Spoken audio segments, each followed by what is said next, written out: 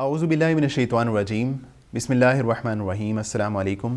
नाज़रीन इकराम, लुक़मान अलैहिस्सलाम, उनकी विज़डम और उनकी हिकमत को कुरान ने, अल्लाह ताला ने बहुत पसंद किया है। और लुक़मान अलैहिस्सलाम ने अपने बच्चों को जो नसीहत की है उसका कुरान ने सूरह लुक़मान में बड़ी मोहब्बत से तज़किरा किया है। और इस सूरह में लुक़मान अलैहिस्सलाम ने जो अपने बच्चों को नसीहत की है वो बड़े ही खूबसूरत अंदाज़ में उन्होंने कुछ नसीहतें की हैं। उनमें से कुछ नसीहतों का तज़किरा सूरह लुक़मान आयत नंबर 17 में हमें मिलता है और ये बड़ी ही जानदार और बड़ी ज़बरदस्त नसीहतें हैं। और लुक़मान अलैहिस्सलाम इन नसीहतों को बड़े ही मुशफ़िक़ाना और मोहब्बत भरे अंदाज़ में करते हैं और अपने बच्चे से कहते हैं, या बुनैया, ए मेरे छोटे बेटे, कहते हैं कि अक़िमिस्सलाता, पहली बात यह है कि तुमने नमाज कायम करनी है। उसके बाद कहते हैं कि वअमुर बिल मारूफ़ी वन्हा अनिल मुनकर, दूसरा और तीसरा काम तुमने ये करना है कि तुमने नेकी का हुक्म देना है और बुराई से मना करना है। और उसके बाद लुक़मान अलैहिस्सलाम का जो नसीहत है उसका तज़किरा अल्लाह ताला यूँ करते हैं कि आगे लुक़मान अलैहिस्सलाम ने अपने बच्चे से कहा, वस्बिर अला मा असाबक, और तुमने उस बात पे सब्र का इजहार करना है जो तकलीफ़ तुम्हें पहुँचती है। इन्ना ज़ालिका मिन अज़्मिल उमूर, ये जो काम है ये बड़े ही हिम्मत वाले काम हैं। तो लुक़मान अलैहिस्सलाम की ये जो तज़किरा है सूरह लुक़मान में, इस आयत में 4 बातों का हमें जो है वो तज़किरा मिलता है। पहली बात लुक़मान अलैहिस्सलाम ने बच्चे से कही कि बेटे तुमने नमाज को नहीं छोड़ना। नाज़रीन इकराम, हम में से हर एक शख्स इस बात को जानता और समझता है कि नमाज पढ़े बग़ैर कोई चारा नहीं है और नमाज ही एक ऐसा काम है जिसकी वजह से हमें इस दुनिया में, मरने के बाद क़ब्र में और क़ब्र से उठने के बाद क़यामत में ही इसका फ़ायदा पहुंचना है। और क़ब्र में जो अव्वलीन सवालात हैं उनमें से एक सवाल नमाज के बारे में होगा और क़यामत में भी जो अव्वलीन सवाल है वो नमाज के बारे में होगा। और अल्लाह के रसूल अलैहिस्सलातु वस्सलाम इरशाद फरमाते हैं कि जो शख्स उस पहले सवाल में कामयाब हो गया तो वो अगले सवालात में भी कामयाब हो जाएगा, और जो शख्स उस पहले सवाल में नाकाम हो जाएगा तो वो अपने अगले सवालात में भी नाकाम ही जो है वो होगा। और एक और दास्तान, छोटी सी दास्तान जिसका तज़किरा कुरान में होता है वो ये है कि जो अहले जन्नत होंगे, ऐशो आराम में होंगे, वो मुजरिमीन से, अहले जहन्नम से सवाल करेंगे, मा सलककुम फ़ी सक़र, कि तुम्हें जहन्नम में क्या चीज़ ले आई। तो वो आगे से जवाब देंगे कि लम नकु मिनल मुसल्लीन, हम जो है वो नमाज नहीं पढ़ा करते थे। हमारा ये हाल था कि हमें इस्लाम की दौलत, ईमान की दौलत नसीब हुई, लेकिन उसके बावजूद हमने नमाज को अपनी ज़िंदगी का हिस्सा नहीं बनाया था। तो ये जो नसीहत है लुक़मान अलैहिस्सलाम की, वो हम सब के लिए भी एक नसीहत है कि नमाज एक बंदे की ज़िंदगी का लाज़मी हिस्सा होनी चाहिए।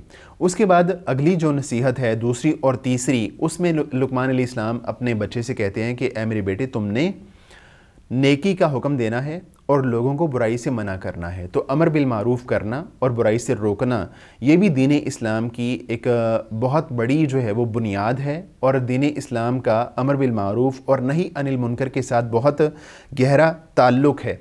तो ऐसे में अगर कोई शख्स किसी बुराई को देखता है तो उसको चाहिए कि वो उस बुराई को अगर रोक सकता है तो उसको रोकने की पूरी कोशिश करे। और इसके बारे में इस्लाम ने और अल्लाह के रसूल ने जो एक उसूल और प्रिंसिपल बताया है वो ये है, अल्लाह के रसूल ने फरमाया कि तुम में से जो शख्स किसी बुराई को देखे तो उसको अपने हाथ से रोकने की कोशिश करे। अगर वो अपने हाथ से रोकने की ताकत नहीं रखता तो वो उसको अपनी ज़बान से उस बुराई को रोकना चाहिए। और अगर वो अपनी ज़बान से उस बुराई को नहीं रोक पाता, नहीं रोक सकता, तो उसको कम से कम अपने दिल में बुरा जानना चाहिए। और अल्लाह के रसूल ने फरमाया कि ये अदआफुल ईमान है, वज़ालिका अदआफुल ईमान, और ये जो है ईमान का कमज़ोर दर्जा है। तो किसी बुराई को देख के कम से कम उसको, अगर एक बंदा हाथ से रोक सकता है तो उसको हाथ से रोकने की कोशिश करनी चाहिए और उसको गूंगा शैतान नहीं बनना चाहिए। और अगर वो ज़ुबान से किसी बात को रोक सकता है, बुराई को रोक सकता है, तो वो उसको अच्छे अंदाज से हिकमत के साथ रोकने की कोशिश करे। अगर वो ये भी ताकत नहीं पाता तो उसको कम से कम उस हरकत को, उस बुराई को अपने दिल में बुरा जानना चाहिए। और कम से कम ये ईमान तो एक बंदे का मौजूद है, चाहे वो कमज़ोर ईमान ही है।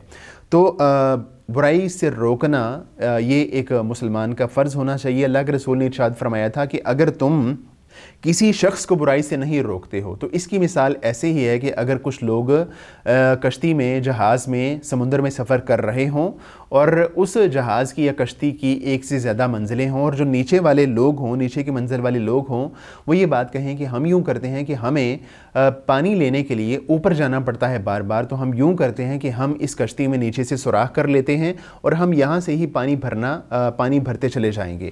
تو اگر جو اوپر والی منزل کے لوگ ہیں ان لوگوں کو اس کام سے نہیں روکتے ہیں اور ان کو اس حرکت سے باز نہیں رکھتے ہیں، تو ایک وقت آئے گا کہ ان کے سوراخ کی وجہ سے نہ صرف جو نیچے والی منزل ہے وہ ڈوب جائے گی، بلکہ جو اوپر والے لوگ ہیں وہ بھی جو ہے وہ ڈوب جائیں گے۔ تو اگر ایک شخص برائی کو دیکھتا ہے تو اس کو روکنے کی کوشش کرنی چاہیے، اور اگر وہ ان کو نہیں روک سکتا زبان یا ہاتھ سے، تو اس کو کم از کم دل میں برا جاننا چاہیے۔ اگلی بات یہ ہے کہ ایک بندہ جب نماز پڑھے گا، بھلائی کا حکم دے گا اور برائی سے روکے گا، تو اس کے بعد کیا ہوگا کہ اس کو ان تینوں کاموں کے لیے صبر کا مظاہرہ کرنا ہوگا۔ نماز کے لیے بھی صبر کا مظاہرہ کرنا ہوگا۔ آسان کام نہیں ہوتا سم ٹائم نماز پڑھنا، سردی میں وضو کرنا آسان نہیں ہوتا، اور اہتمام کے ساتھ 5 نمازوں کو باجماعت پڑھنا آسان نہیں ہوتا۔ تو جو ہے اس کام کے لیے صبر کا مظاہرہ کرنا، اور امر بالمعروف اور نہی عن المنکر کے بعد جب ایک بندہ یہ کام کرے گا تو اس کو مشکلات کا سامنا ہوگا، بیک لیش آئے گا لوگوں کی طرف سے۔ جب وہ لوگوں کو برائی سے روکے گا، نیکی کا حکم دے گا، تو اس کو اس پہ صبر کا مظاہرہ کرنا ہوگا۔ اور لقمان علیہ السلام نے بھی اسی بات کا تذکرہ کیا کہ تم نے چوتھے نمبر پہ کیا کام کرنا ہے کہ تم نے وَاصْبِرْ عَلَىٰ مَا أَصَابَكَ، تمہیں جو تکلیف پہنچے، جو مصیبت پہنچے، تم نے اس پہ صبر کا مظاہرہ کرنا ہے۔ تو صبر کا مظاہرہ کرنا بھی ضروری ہے ان سارے کاموں کے لیے۔ اور اینڈ میں یہ بات کہتے ہیں کہ ان ذالک من عزم الامور، یہ جو کام ہیں یہ بڑے ہمت والے کام ہیں۔ تو ایک انسان کو، ایک مسلمان کو وہ ہمت والا ہونا چاہیے، اس کو جو ہے وہ ایک سست اور ایک کاہل انسان نہیں ہونا چاہیے، اس کو ایک ایکٹیو اور ایک جو ہے وہ ایسا مسلمان ہونا چاہیے کہ جو مشکلات کو برداشت کر سکتا ہو، اور ان مشکلات کو فیس کرنے کے بعد وہ اپنی جگہ جو ہے وہ جنت میں مخصوص کرنے والا اور فکس کرنے والا ہونا چاہیے۔ اللہ تعالیٰ سے دعا ہے کہ اللہ تعالیٰ اس نصیحت پہ ہم سب کو عمل کرنے کی توفیق عطا فرمائے۔ وآخر دعوانا ان الحمد للہ رب العالمین۔